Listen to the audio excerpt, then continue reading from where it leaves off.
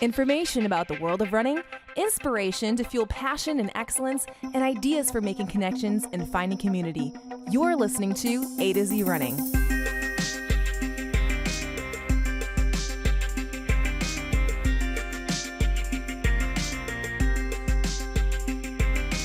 Hello, everyone, and welcome to the A to Z Running podcast, where we help runners thrive. I'm Andi. And I'm Zach. And remember, before you do anything else, go to AtoZrunning.com, AtoZrunning.com, and click follow in the top right corner. And then, of course, for those of you who didn't do your homework last week, you need to head to YouTube now and search A to Z Running for our channel so that you can subscribe. Because if you do, you get the complete experience, like seeing in action the show. And we may occasionally be showing you some very interesting things. Those of you listening don't know what we're holding up right now, so go to YouTube so you can see this and you can learn more about Sidekick tool, brought to you this week by Sidekick. Yes, this episode is sponsored this week, and I've had the opportunity to use this Eclipse. And it's great for myofascial release. And I've been struggling with some supination, and this really helped me out in my Achilles and my calves. So it's scraping. It's a scraping technique. If you're familiar with the Graston technique and the scraping action, the idea here being that any kind of acid buildup, any kind of damage in your muscles, and a lot of that's intentional. You know, when we do like weightlifting, we're damaging the muscles to rebuild them better. Well, those build up some kinds of congestion. And so the Graston or scraping techniques are great ways to relieve that. This Eclipse tool is a very effective tool for that kind of thing. Mm-hmm. And we have something else to show you too. And my personal favorite is the Fuse vibration therapy device. Check this out. Okay, listeners, you get the 4D experience here. Wow. So that is the vibration therapy device in action. And check this out. I'm going to put it on my back and you can just see just how powerful it is. It's so powerful. Okay, so this is the thing. I've not necessarily been one to pursue these kinds of things in my regular therapy work. But now that I have, I got to tell you, it's a part of everything that I do now. Like I take it with me when I go in the car, and we're actually, especially like long drives where you're just sitting there for a long time, put it under a hamstring, put it under my feet, behind our backs. We're constantly trading it back and forth when we're in the car together. And when I'm sitting in the office, which I work from home a number of days, as many of you do, and even when I'm not, I'm doing a lot of sitting. And this is a great thing for the kind of activation and getting the blood flowing when you're sedentary. And then, of course, pre and post run. When you need the muscle activation to get things firing well, these kinds of vibration therapy types of things, the Fuse is a great shape so that you can get it in lots of different places on your back, on your hamstrings, and certainly any other muscles throughout your legs that are often hard to activate. This can help. And then, of course, post-run for muscle relief and recovery, those kinds of things. So you definitely want these kinds of tools. And this is so exciting, everyone. Sidekick Tool has given us the Runner's Bundle to give away to one of you. Free to one of you. Yes, this is over $200 worth of equipment. And if you go to our Instagram at AtoZrunning, I'll have the details there. But you're going to want to make sure you check that out. It's amazing. Thank you to Sidekick Tool for that. And it's got the Eclipse, it's got the Fuse, it's got these stretchy elastic bands for like strength and resistance work, as well as some of the essential oil stuff that helps with the Fuse a lot. It's wonderful. And every one of you gets a discount. So every single one of you can get a discount at Sidekick Tool, and you can find that discount at sidekicktool/A2Z Running, and it will sidekicktool.com/A2Z Running. And that will automatically get you 15% off at checkout. So thank you to Sidekick Tool. And this week, if you're not pumped enough, we have silver Olympic medalist Paul Chelimo on air with us. So exciting. And he's got, of course, wonderfully incredible things to talk about because he's done wonderfully incredibly things. But he's also got some super practical stuff. And to hear an Olympic silver medalist say patience and consistency is in the recipe for success, you've got to hear what he has to say. But before we do that, let's get to the world of running.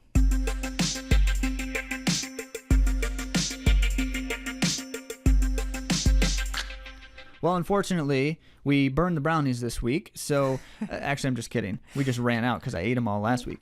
But in the world of running, we've got some final exciting news from the track circuit of the year. So the final Diamond League in the track series this year was completed in Doha. And if you recall, that was where the World Championships were last year. So if that sounds kind of vaguely familiar, that's why. Mm-hmm. And in this meet, some, of course, stellar performances once again. And I want to start off by just talking about some Australians for a little bit. Those Aussies on fire. On fire. So you heard us mention Stuart McSwain recently because he set the Australian 3K national record in Rome just recently, and he was like fourth in the race, or third or fourth in the race, and still set the national record. Well, he's done it again, this time in the 1,500 meters, setting the Australian national record and winning the race by 2 seconds in an elite international field. That's really impressive. Yeah, that's a lot. So he ran 3:30 in a 1,500, which is roughly the equivalent of a 3:47 mile. That's so fast, you Wonderful. guys. So certainly impressive race all around, because the next 4 guys after him also all ran personal best times in addition to. Mm-hmm. But the second Australian that we want to talk about here is Jessica Hull. Yeah. And you've also heard us mention her a little bit this summer, because this is, count it, her 3rd national record of the summer. As a matter of fact, here's the stat for you from Let's Run. Jessica Hull has become the first Australian to hold all 3 of the 5K, 3K, and 1,500 meter national records for Australia. And not only is she the first to hold all 3, she did it in 43 days' time. Broke all 3 records.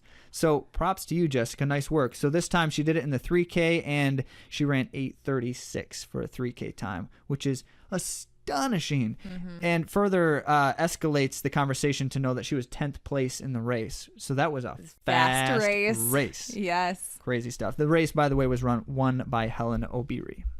Faith Kipyegon, you've heard us mention her before because she was chasing that 1,000-meter record, and she showed how fast she can be in the 800. At this past race, she ran 1:57.68, which is a world-leading time. And what's more is she did it in the most difficult way possible. So if you're familiar with what it feels like to run an 800 meters, basically it's a dead sprint for distance runners. Mm-hmm. And she's a middle distance runner, so she can handle it. But people like us, it's literally a dead sprint. And in most instances, the last 200 is just about the hardest moment in the race, where people are dying, they're struggling, and it's like who can die the least is kind of the winner's motto in an 800. Well, she didn't just not die. She accelerated so that her last 200 was her fastest of the run in a 28-second split, which is incredible. I don't think I've ever even run a 28-second 200-meter. Yeah, probably not. True confessions, everyone. True confessions. So everyone's talking about now, is she a threat for the 800-meter, 1,500-meter double in the Tokyo Olympics? And the answer is yes. If she chooses to do them both, she is, in fact, a threat. And they actually broke it down to see, would it be a convenient double? Meaning how many times do you have to race and when do you have to run those races? Because it would be awful if you had to run them back to back or something. And the answer is she doesn't. If she were to do that double, she only has to run one race every day, which is doable. So that's exciting. Doable, everyone. Okay, our track nerdiness is ongoing, but we've got some more to talk about because the London Marathon is next weekend. Yes, next weekend already, and there was some pacing announced, and Eliud Kipchoge and Bekele, they're going to be going out in 60 minutes and 45 seconds. That's what they have identified their pace setters as going. So for a half marathon, which is a super elite world-class time, and they're going to try to do it 2 times back to back. Yes. That would be a world record, as noted, and would be incredible. Now the question is how many try to do that with them, because this is not a slim field. As a matter of fact, there are 3 other men in the field who have run under 2:04. One of them has run 2:02.55.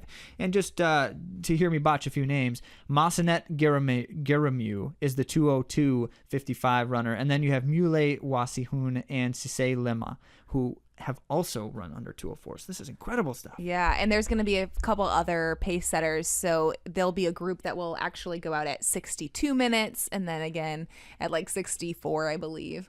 So, I mean, it's all really tight there, but I mean, this is a big difference in the end game because this is close to that world record. Very exciting stuff. One other thing coming up in October, it's been announced that in a 10K in Valencia, Spain on the track, Joshua Cheptegei is going for it again for a new 10K world record, which after breaking the 5K world record that everyone thought was nearly impossible, everyone's starting to wonder if he probably can't do it. So we're going to see, and very excited to follow that as it unfolds as well.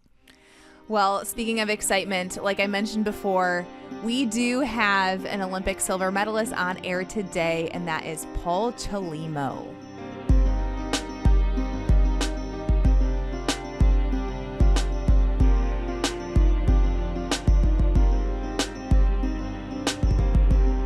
So Paul Chelimo, in what might have been one of the most dramatic medaling experiences ever in 2016, won the Olympic silver medal in the 5,000 meters, which is definitely his specialty event. And we get into a little bit of that drama as we're talking with him and kind of hear from him firsthand what that experience was like. I'm not going to give it away here, so you got to keep listening to hear more about that. But it should be noted as well, Paul Chelimo's got some other grand things like a bronze at the 2017 World Championships, and he's won some U.S. championships. One of my favorites, which I do bring up with him and mention, is when he took off in the U.S. Championship 5,000 meters, he took off solo the entire race, buried the field, and basically just told everybody, like, you can't keep up with me, and then proved it. It was incredible. I love to see a brave and daring race like that one, and exciting to follow his career. I did mention to him as well that it was exciting to see his career begin because we were actually there when he first started running collegiately in the NAIA. He ran one season or 1 year in the NAIA, and so it was exciting to see him dominate there and then realize maybe the NCAA had some more opportunity for him and proceed to continue to be successful from there too. So now he runs for the Army and also obviously Team USA when he makes those international teams. So having run in that Army program, which we don't talk about a lot on here, but we've been really excited to see how that program has been able to help a lot of international runners gain some U.S. level experiences as they're trying to move on the path to citizenship, which is what they help them do, which is awesome. And now currently running professionally for Nike. Without further ado, our interview with Paul Chelimo. Paul, thank you so much for coming on the A to Z Running podcast. Thank you. Appreciate it. Thanks for having you guys. Yeah. So I got to say, before we say anything else, how excited I am to talk with you on a number of reasons. I mean, all distance runners in America know the name Paul Chelimo and are really excited by your career and your accomplishments. But I also have to say, it was back in 2010, 2011, when you ran at Shorter, if you even remember that experience, right? I'm sure you do, in the NAIA, right, Paul? And I ran in the NAIA at the time and saw you as your first year there with Shorter and just thought, this guy is something special. And then here we are. We're looking at nearly 10 years later from that moment, getting a chance to talk with you. So really exciting. Thank you. Thank you. Appreciate it. I mean, I'm glad you know that. It's been a journey, like 2010, that was a long time, 2010, 2011. And I remember that was in Indiana, Wesleyan, like Indiana University, when we had the nationals, right? Yep. Yeah, I still remember. Yeah. Awesome. So we want to thank Jason from Sidekick for connecting Paul with us for the podcast. So we do want to ask you about what Sidekick tool you use most often. I really love the muscle scraper, especially like it's coming handy this year because with the COVID regulations and COVID-19, I'm not able to get massage as much as I could. Like it's been since March. Since March till today, I haven't been able to get a professional massage. So the best thing that I use is the tool, the scraper tools. So we've been using them now too, and I do think it's so helpful, especially during this time where we can't get to use body care. We can't get massages like you were saying, so very valuable. Yeah. So the scraping tool is my favorite, but they have a lot of products. They have exercise bands. They have like a lot of tools. Like they use the vibrating mechanism. Like to relax the muscles, and I mean definitely.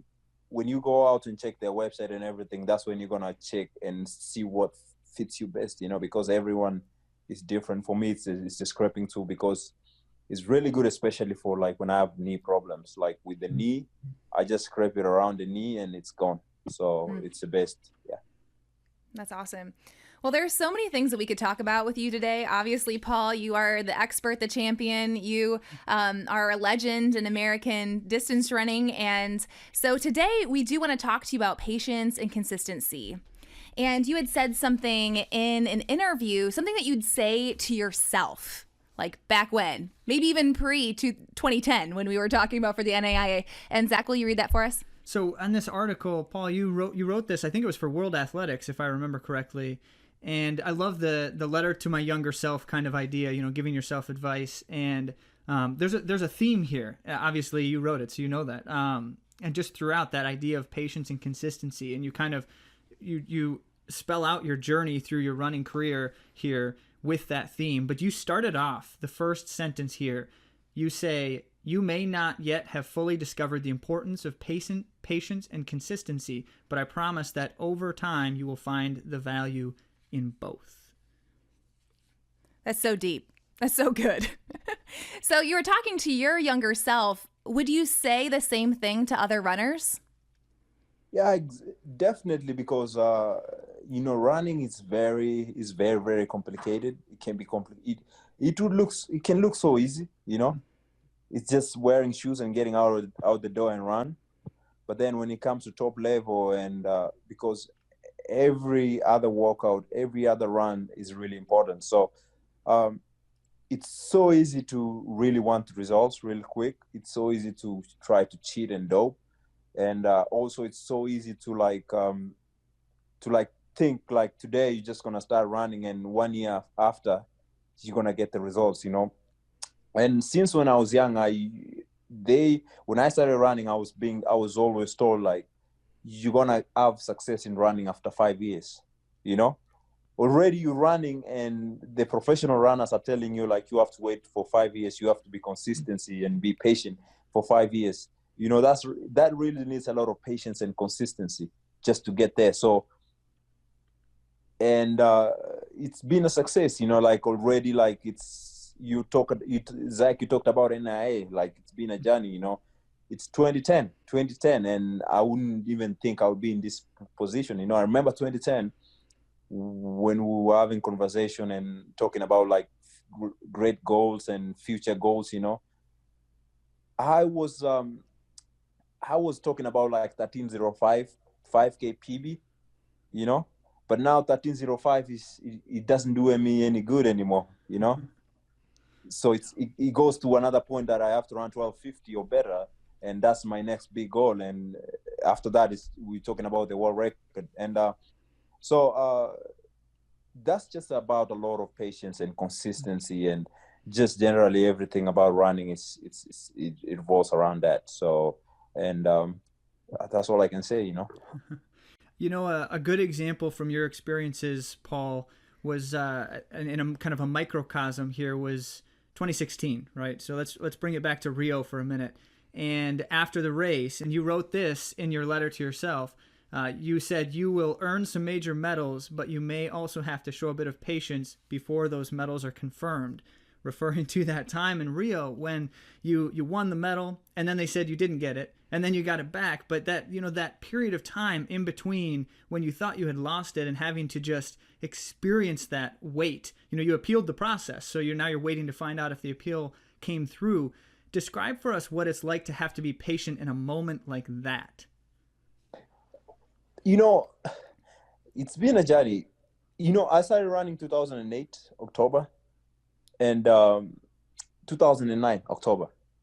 2000, yeah. So 2009 October, November. Actually, November. That's when I started getting serious, and that's when I came to the US. And you saw me 2010 already performing really well, and it was just a matter of just a year, and I knew I was so talented.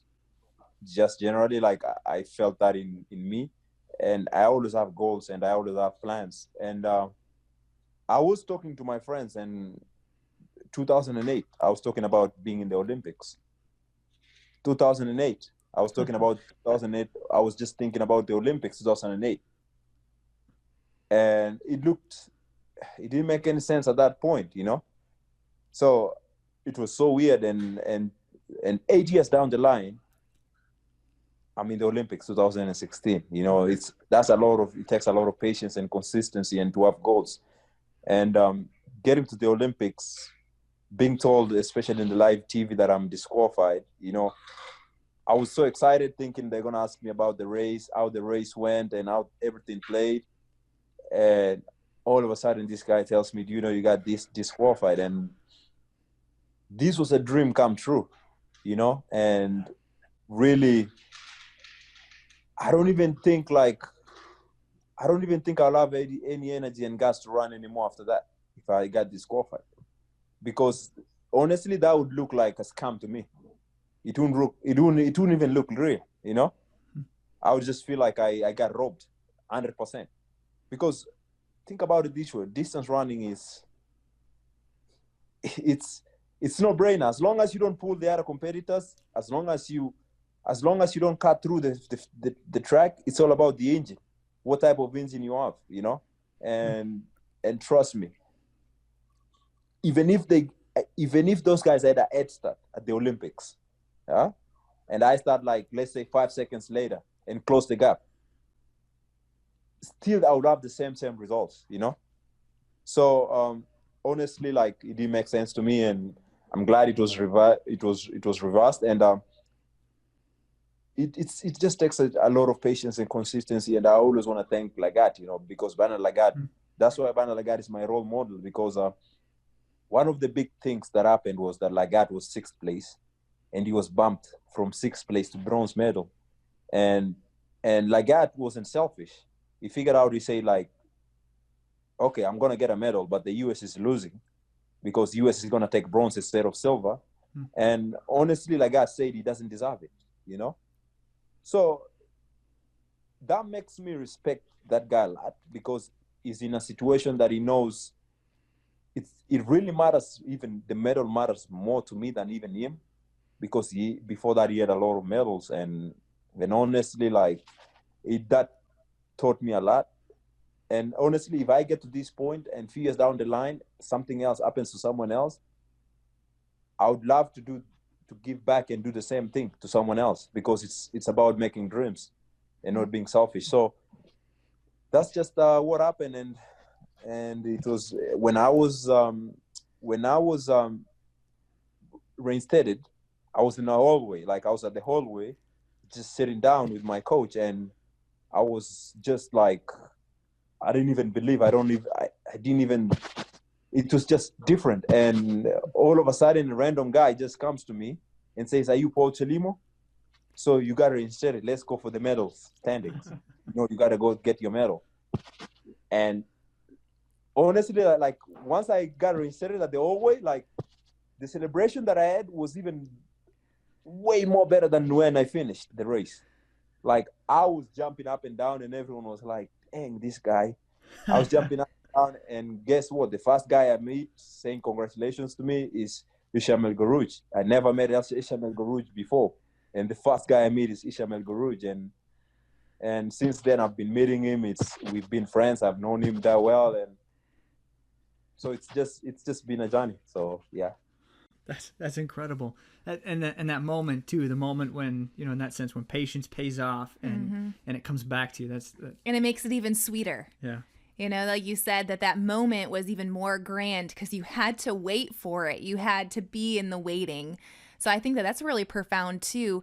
I guess going along that same line, how do you think patience and consistency, like as virtues, make the journey sweeter for you? Like the training and the racing and the whole process? Yeah, I really love it because it's something that I enjoy. And when you do like something, when you're patient and consistent, you get the results eventually. You're gonna get beat down. You're gonna go down to the low, like to a point that you wanna quit. But always, that's something I've learned in my life. Like, always, and my life has always been a life of second chance. And always, if something doesn't happen the first time, like if it doesn't work the first time, always the second time it has to work. So I lived through that, and I just keep going about that, because my life has always been about that. It's been about patience and consistency, and about second chances. Because going back when I was in middle school and everything, I was the last guy to get promoted from, it's class 7, so to the middle, with class 8, which is middle school. To get promoted to middle school, I was the last guy, like the cutoff guy. I remember I was like 70 something place, the last guy, and I had the bad grades. And the second chance came when I was transferred to a better school, and I was able to repeat the class, and I came out successful. I got into a good school, but then I was carried into the peer pressure. I wasn't even studying anymore in the new school. It was a good school. I took it for granted. And then I had to transfer to another school. And that was the second chance. And I performed well, and the journey was just like that. And I performed well, and then I came to the US. And then when I came to the US, always it's been like second chance. I moved from Shorter to UNCG, and that's when my life changed. So because that's another second chance. And now I joined the Army. I was in WCAP, and I was able to get good sponsor with Nike. Nike supports me really well, and that's the second chance. Coming from the Army into Nike and getting all that support, that's the second chance. So you can tell me, like, it's all about patience and consistency, and that tells me, like, life is not about taking shortcuts or being like too greedy. Just take it day by day. That's incredible, and it's so great to hear you explain that journey, that life experience, Paul, because it's really easy, when you think about from our perspective, the audience members who watch you in your finest moments, see you shine on the international stage. And like, I remember the US championships when you just took off from the gun in the 5K. I can't remember what year, my apologies, but you took off from the 5K and just gunned it the whole way and just left this field behind you. And everyone's sitting there thinking, like, this is Paul Chelimo, this is incredible. And you see those moments as someone who's just watching, just spectating on your life, if you will. But you don't necessarily hear or see all the years and all the toil and all the trials that go into what makes you who you are in those great moments. So I really appreciate you sharing those thoughts too.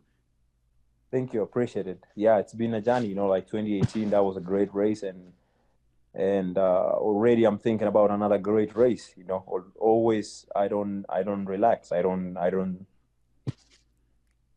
Maybe like 3 years down the line, it might be another great race again. So that's not the last one. So I always love doing good things and making people like excited and seeing different things all through. So yeah. Mm-hmm. Yeah.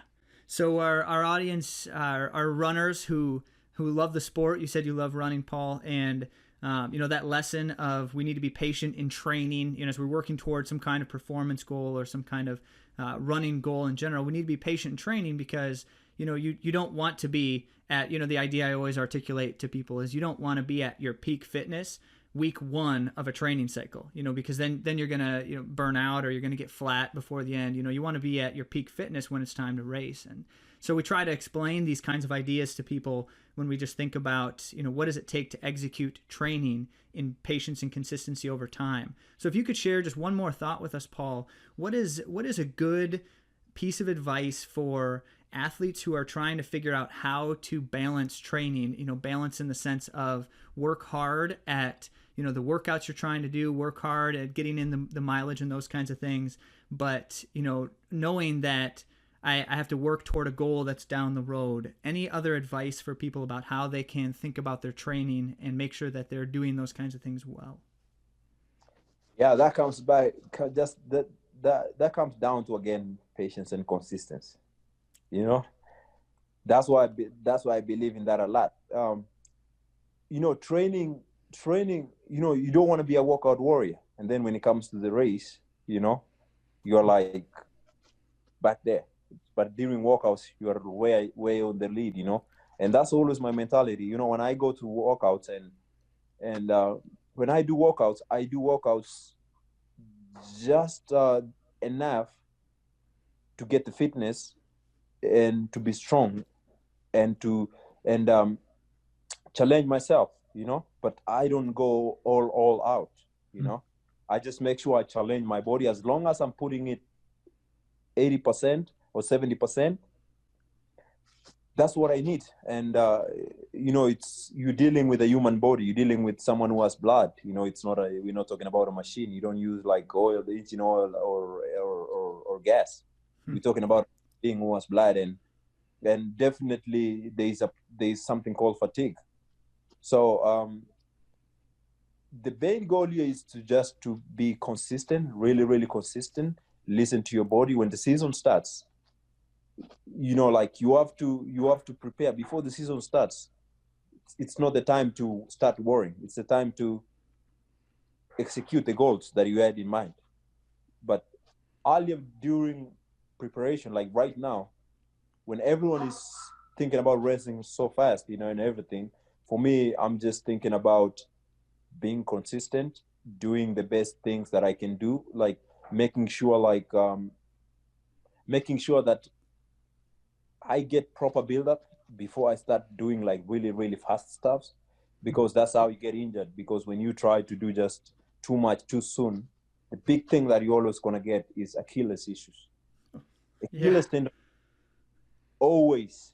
It's something that I've always learned. If you just do something that you don't know what you're doing, like trying to go crazy, you know, like the thing that stares you, it's just Achilles tendonitis. So I try to be smart and avoid such situations. Try to be really, really consistent and tone down when it comes to before a big race or when the season starts. That's when I start running fast, and some workouts I'm going to use it to gauge my fitness, see where I am fitness wise, and just generally like be patient, and especially like mileage, you know, just do the best mileage, like a threshold that really works for you. You know, there's people who do a lot of mileage, but for me, I always have a threshold. If I go to 100 miles a week, I know that's my limit. I don't go past that, because when I go past 100 miles a week, that means my workers are going to suffer. You know, the workers are not going to be like good workouts. You know, I just think about quality instead of quantity, and that's one of my main goals. You know, if I don't feel good in a workout, okay, it's time to drop out and just recover for the next workout. But just pushing your body every day, it doesn't work. It doesn't do you good, but just breaks you down even more. And big thing about running is just thinking about long term, and that's what is my mind always, long term. You know, I'm always talking about 2008. I mean, 2028 LA Marathon. You know, that's the Olympics 2028 in LA. You know, there's people who have not thought about that, but my mind is already set. It's there already. So that's just that. It's just about patience, consistency, and just know, like, if running was easy, you know, everyone would be a champion. So yeah, definitely. That's awesome. I love your confidence in the eventual success based on your work. I think that is a really amazing ability to have such vision, because I think a lot of us can become discouraged about little things like a workout that our body is not there for, or maybe going 70% and then being like, I should have gone 100% for this workout because I would have been with this person, you know, this other person who I want to be competitive with. So I think that is an amazing, obviously you're the professional. That's a maturity of a professional that all of us can learn from, being able to have that long-term vision and confidence in the work that we're doing. I think that's a really great point. Yeah, I appreciate it. Yeah, thank you so much, Paul. Thank you for sharing from your knowledge, your experiences, from being vulnerable about your life and, you know, where you've been. I think it's so important for those of us who, you know, enjoy the sport to see and hear the stories of those who have been successful around us. You know, I think that one of our big goals when we try to do things like this and have you on here is to share so others can learn from your experiences and see your passion and be excited about the sport. So thank you. Definitely. Well, we'll continue to keep our audience updated on all of the things that you are doing coming up. And we'll link to that in the show notes, which is AtoZrunning.com/episode 52. Thank you. I appreciate it. And thank you for having me. You know, it's amazing. And always feel free. I'm always open to do even more, you know. Definitely. Well, Thanks so thank you. much. How about that? Paul Chelimo. Andy, what do you think? I just find it so refreshing to hear from him how he doesn't need to prove himself in workouts, and that he can show up to a race and be confident, but know that in his training, giving 70% and then being able to recover is better than going 100% every single day. So my coaching from Barry McGee has taught me that in a really convenient kind of mantra, which is if you race your training, you'll have no race left for your race. Which is I kind of like that. He said that to me in an email, and I was like, oh, pinning that one. So yeah, we really appreciated that conversation with Paul and being able to see a glimpse into the highest possible level and how important that kind of consistency over time is. Now, I do want to bring up, because a lot of people look at Paul Chelimo as the guy who just goes hard all the time, because his motto is go hard or suffer the rest of your life.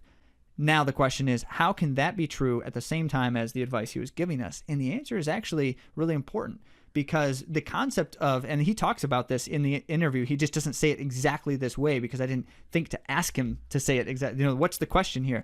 Well, the point here is to go hard does not mean that every time you put on your shoes and you run, you're going as hard as you possibly can, because that's not smart. So you have to train intelligently, but you have to be all in. You have to be committed to that end goal and what it's going to take to reach that. And it's so important to understand that process, so that when we say we got to go hard and we have to go after this, we have to understand what that means and what that looks like every day in every specific kind of workout, so that when it's time, and you see this in his races, remember what we mentioned, that 5K in the U.S. Championships, when he just went out hard and he buried the field from the gun, that is proof of Paul Chelimo, who he is as an athlete. He does what it takes to get to that point to be able to go hard like no one else. Great wisdom from Paul. We'll have ways to follow Paul Chelimo in our podcast episode, which is AtoZrunning.com/episode 52. We have been on air for a year. 1 full year. Does that make you feel like old or something? A to Z Running is just 1 year along. old. So that's why it's even more exciting that we have this giveaway from Sidekick Tool too. So make sure you head over to Instagram at AtoZrunning and enter to win. Get the runner's bundle from Sidekick, and remember that you can still get 15% off anything at Sidekick by using sidekicktool.com/A to Z Running. Thanks so much for joining us, and we'll talk to you next week.